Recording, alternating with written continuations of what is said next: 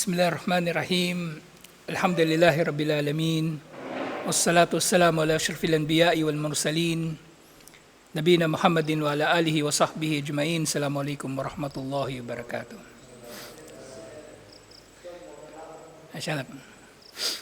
So ngayon sira insyaAllah, natapos na natin tungkol doon sa Kaaba, yung maikling kasaysayan ng Kaaba. Hanggang sa naitayo nga ito ng Quraysh muli sa panahon ni Propeta Muhammad sallallahu alaihi wasallam. So inshallah as-siratul ijmaliyya qabla an-nubuwah. Yung ilan pang mahalagang pangyayari sa buhay ni Propeta Muhammad sallallahu alaihi wasallam bago ang nubuwah. So sinasabi kana Nabiyyu sallallahu alaihi wasallam qad jama'a fi nash'atihi khairun ma fi tabaqatin nas min mizan.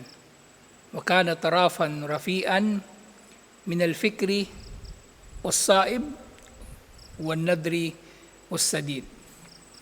Si Propeta Muhammad sallallahu alaihi wasallam nung hindi pa siya propeta, siya nga ay natitipon sa kanya ang napakaraming mga magagad ng asal na maaring makilala sa mga tao. At kahit hindi lang sa asal, pati sa kanyang katalinuhan at iba pang bagay na kapuri-puri. Kaya naging bagay na bagay kay Propeta Muhammad sallallahu alaihi wasallam yung kanyang pangalan na Muhammad. Na Muhammad sa kahulugan nito, kumbaga, kung ang fa'il ng hamida ay hamid at ang maf'ulun bihi ng hamida ay mahmud, ang Muhammad naman ay nasa anyo ng mubalaga. Ibig sabihin, kapuri-puri, ano pa nga ito kung sa English, superlative, kapuri-puri. Hamid, nagpupuri. Mahmud, kapuri-puri. Pero Muhammad, yung yung totoong kapuri-puri. Kasi sa wazan ng mga af'al, yung sa sarf, yung ganitong wazan, musharraf, kumbaga iniaangat talaga, kumbaga mataas talaga yung kanyang kalagayan. Mujammad, matigas, matigas na matigas. At yun Muhammad, totoong kapuri-puri. Hindi nga si Propeta Muhammad sallallahu alaihi wasallam, bago pa siya naging propeta, kahit yung kuffar ng Quraysh, nakikilala siya bilang Al-Amin.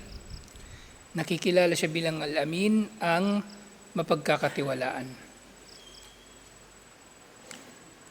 So hindi nakikilala si Propeta Muhammad sallallahu alaihi wasallam nga sa sadadul wasila wal hadaf. Nakikilala siya sa kanyang pagiging matuwid at pagiging maparaan. Wa kana yasta'inu basmatuhu tawil ala tuli ta'ammul wa idmanil fikra wal istiknahil haq. Wa tala'a bi aqlihi al-khasab wa fatratihi as-safiyah wa sahaifil hayat wa syu'unin nasi wa ahwaluhum al-jama'at wa ahwalu al-jama'at. Si Propeta Muhammad sallallahu alaihi wasallam, nakikilala siya sa kanyang mga makatotohanan na mga katangian na kapuri-puri sa mga tao sa pangkalahatan.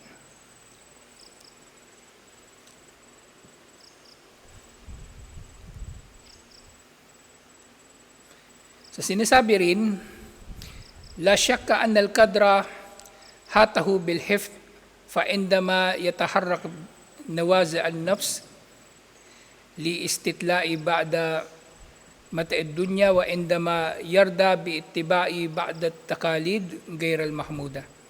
So si Propeta Muhammad sallallahu alaihi wasallam, nakikilala siya sa kanyang katangian nga nakapuri-puri at umiiwas siya kahit dun sa mga maling paniniwala ng Quraysh. Fa'afa masawaha min khurafa. Nilalayuan niya yung mga paniniwala ng Quraysh na mga pamahiin.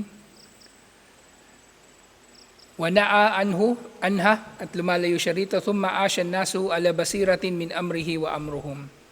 Wa ma wajada hasanan syarikun fihi illa ada ila azlatihi al-atida. Si Propeta Muhammad sallallahu alaihi wasallam, tuwing nang mayroong mga mangyayari, siya ay naninindigan sa kanyang marangal na paraan ng pamumuhay.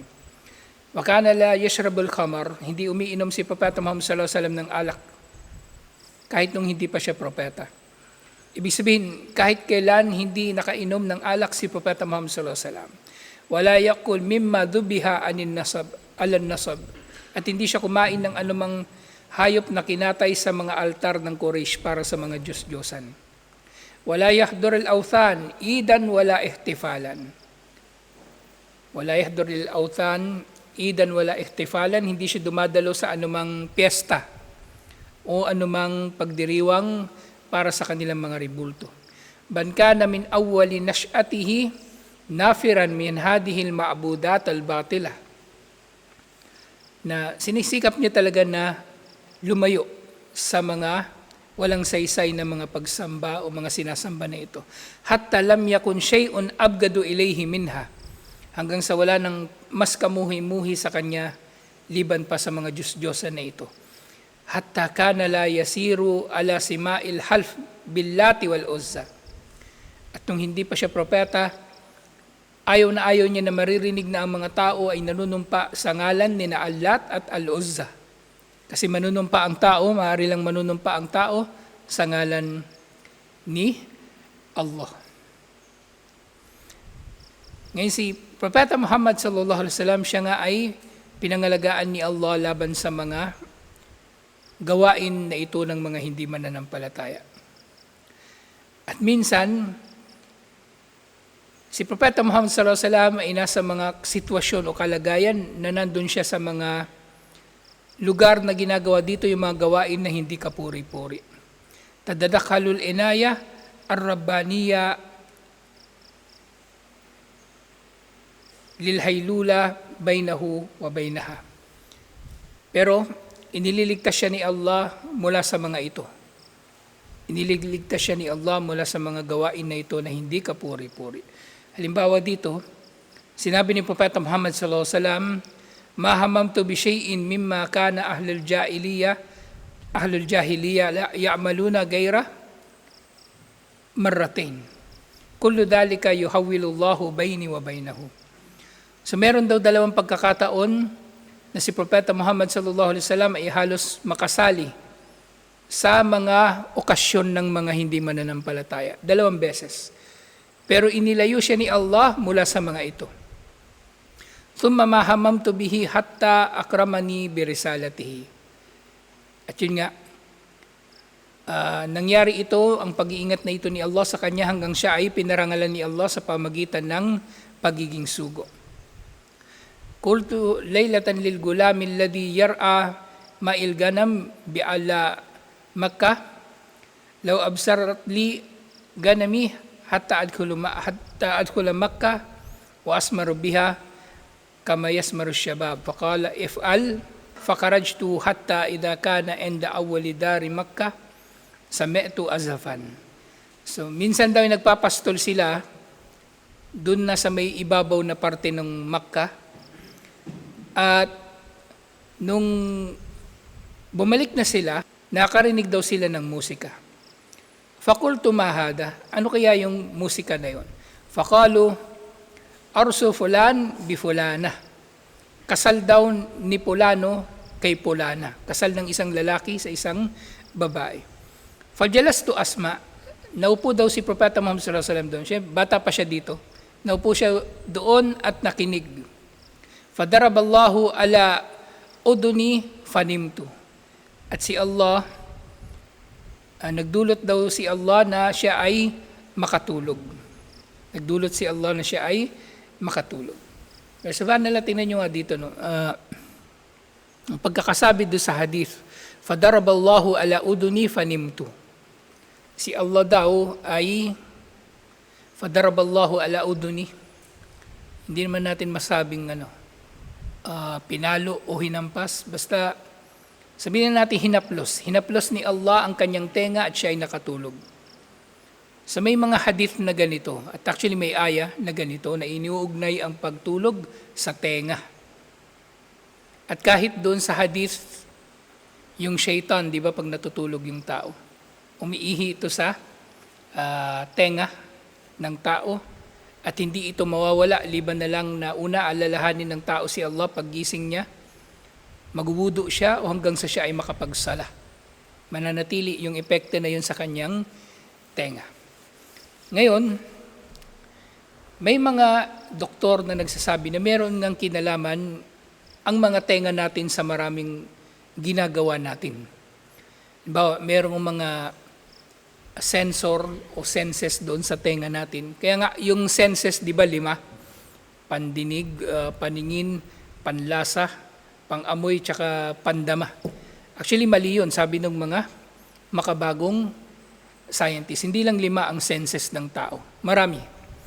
At sa tenga natin, naroon na nga yung, kumbaga, isang bahagi ng tenga natin na may kinalaman sa ating pagtulog. At meron ding bahagi ng tenga natin na may kinalaman sa pagbalanse ng ating mga katawan. Pagbalanse ng ating mga katawan. Halimbawa, yung tao, naglalakad, paano niya binabalanse yung katawan niya? Nagbibisikleta, nagmomotor, paano niya mababalanse yung katawan niya? Kahit magkaroon pa siya ng amnesia. Halimbawa, alam niya may amnesia. Makalimutan niya kahit pangalan niya, hindi niya alam.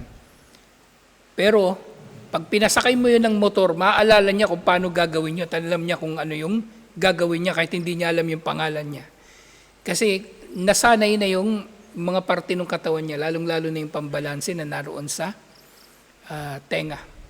So dito masabi natin na maaring ito ay ijazul ilmi rin na matatagpuan sa hadith na iniugnay ni Propeta Muhammad sallallahu alaihi wasallam yung tenga sa pagtulog. So nakatulog daw si Propeta Muhammad sallallahu alaihi wasallam. Ibig sabihin, hindi siya tuluyang nakapakinig ng musika.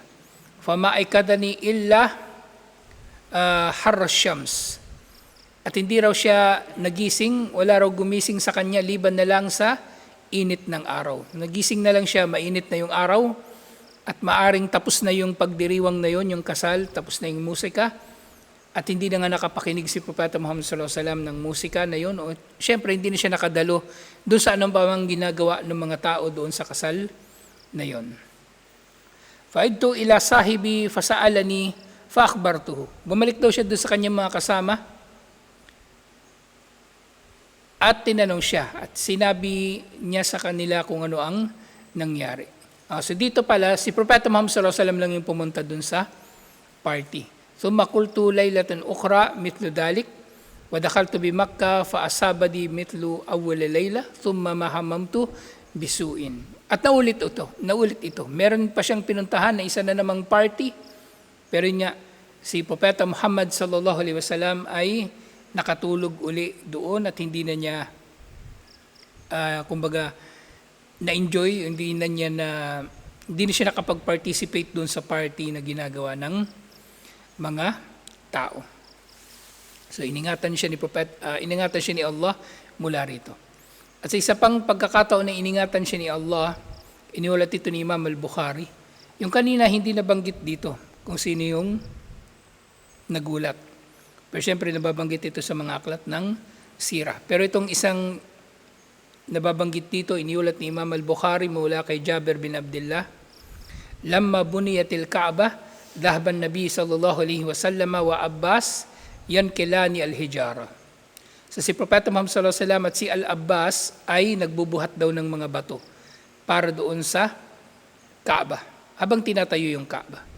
At may edad na si Propeta Muhammad sallallahu alaihi wasallam dito kasi 35 years old siya nang itinayo ng Quraysh ang Kaaba. So sinabi raw ni Abbas, faqala Abbas lin Nabi sallallahu alaihi wasallam, ij'al izaraka al-rakbatik yakiko ka min al-hijara. So yung malong daw ni Propeta Muhammad sallallahu alaihi wasallam ay ilagay daw niya dapat sa kanyang balikat para hindi siya masasaktan sa pagbuhat ng mga bato. Ibig sabihin, kapag hinubad niya yung kanyang malong, edi makikita na yung kanyang aura. So maaaring hindi makikita yung kanyang sawa. Yung sawa, iba pa ito sa aura. Yung aura, ito na nga yung pagitan ng tuhod sa kapusod, di ba? Yung sawa na sinasabi, ito na nga yung mismong yung private part ng tao. At maaring makikita na rin yun kapag hinubad niya ang kanyang izar, yung kanyang malong. Pero yun nga, fakarra ila al-ard wa tamahat aynahu ila as-sama'i thumma afaq. Pero bago pa man niya mahubad yung kanyang malong, hinimatay daw si Propeta Muhammad sallallahu alaihi wasallam. Hinimatay daw siya. At nung nagkamalay na siya, thumma afaq, na nagkamalay na siya, ang sinabi niya, izari, yung kanyang malong daw. Hinahanap niya yung kanyang malong. At hinigpitan na niya ang pagkakatali dito. At sinabi rin dito sa iba pang ulat, فَمَا رُؤِيَتْ لَهُ أَوْرَةَ بَعْدَ ذَلِكَ. At nakita nga ang kanyang aura. Pero syempre, maaring nakita yung hita lang niya, ganun. Pero hindi na raw nakita ang kanyang hita kahit kailan liban pa sa pagkakataon na ito. Yung isa pang hadith, yung tungkol doon sa na minsan nakaupo daw si Propeta Muhammad sallallahu alaihi wasallam na tinakpan niya yung tuhod niya nang dumating si Uthman bin Affan, nandun si Omar, nandun si Abu Bakar, pero hindi niya tinakpan yung tuhod niya. Dumating si Uthman, sa kanya tinakpan yung tuhod niya kasi nahihiya daw siya kay Uthman na tao na kahit yung mga anghel ay nahihiya sa kanya. Kasi si Uthman ay tao na mahiyain. So dito, kumbaga, nakita talaga yung kanyang hita. Nakita talaga yung kanyang hita o nahubad na niya yung kanyang malong. Pero bago pa man niya yung tuluyang mahubad o kaya bago pa man dumami o tumagal, dumami makakakita sa kanya, tumagal yung panahon na wala siyang suot na malong, hinimatay na siya at hindi na ito naulit na nakita ni naman ng kanyang aura sallallahu alaihi wasallam. So ito'y pagpapakita rin ng esma ni Allah subhanahu wa ta'ala kay Propeta Muhammad sallallahu alaihi wasallam na hindi siya nagkaroon ng bisyo, hindi siya nakagawa ng anumang mga bagay-bagay na kumbaga may epekto sa kanyang karangalan. Alhamdulillah. So tutuloy natin ito bukas, inshallah. So yung tungkol sa fiqh, ay di bukas, next week pala. Yung tungkol sa fiqh, inshallah, itutuloy naman natin yun. Kasi marami pang subject sa fiqh. Hindi lang salah ang fiqh, kasama din yung zakah, kasama din yung hajj, kasama din yung jihad, kasama din yung pag-aasawa, kasama din yung talak, janaza, da'wah, lahat marami pa. Marami pa, inshallah. So yung sala, papalitan na natin yun kasi natapos na natin. Pero yung zakah tsaka hajj, dadaanan lang natin yun ng pahapyaw. Inshallah, kasi dadaanan na natin yung iba pang mga subject sa fiqh. Inshallah. So bukas, natapos na natin yung sala tsaka fasting, daanan natin sandali yung zakah. Siguro mga ilang araw lang natin matatalakay yung zakah. Inshallah, kasi hindi tayo magpapalalim masyado sa zakah. Kasi wala namang nagbabayad dito ng zakah eh.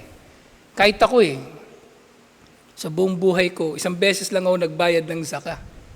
Isang beses lang, tapos hindi na yun naulit. Kasi hindi na dumami yung pera ko eh, na umabot sa nisab. Na yung nisab, yun nga, katumbas ito ng ng 85 grams ng ginto o kaya 525 grams ng silver. Kung ano yung mas mura, kung ano yung mas mababa. Kasi 525 grams ng silver nasa mga 15,000 at tatagal ito dapat ng isang taon na hindi nababawasan. At mula dun sa 15,000 na yon, mga ganong halaga, sisingilin doon yung 2.5% nun. So wala pang 1,000 ang zaka mo kung magbabayad ka ng zaka sa ganong halaga. Pero hindi ganong kasimple yung zaka kasi komplikado pa ang zaka sa mga pananim, sa mga alagang hayop. Kasi may iba-iba pang klase ng iba-iba pang kategory ng alagaing hayop. Iba yung kumbaga may lalaki, may babae, merong may anak, may mga ganung bagay. Dadaanan natin yun ng pahapyaw, inshallah. Para lang may idea tayo tungkol sa zakah, inshallah. Malay nyo, yumaman si Ismail. Karoon siya ng ilan ba yung minimum na baka na merong zakah? 40. Yung tinutukoy ko na iba pa yung computation sa hayop. So sa about 40 mo na baka, meron kang isa na ibabayad bilang zakah. So lahat yun, hindi natin dadaanan natin inshallah. So hanggang dito na lang. Assalamualaikum warahmatullahi wabarakatuh.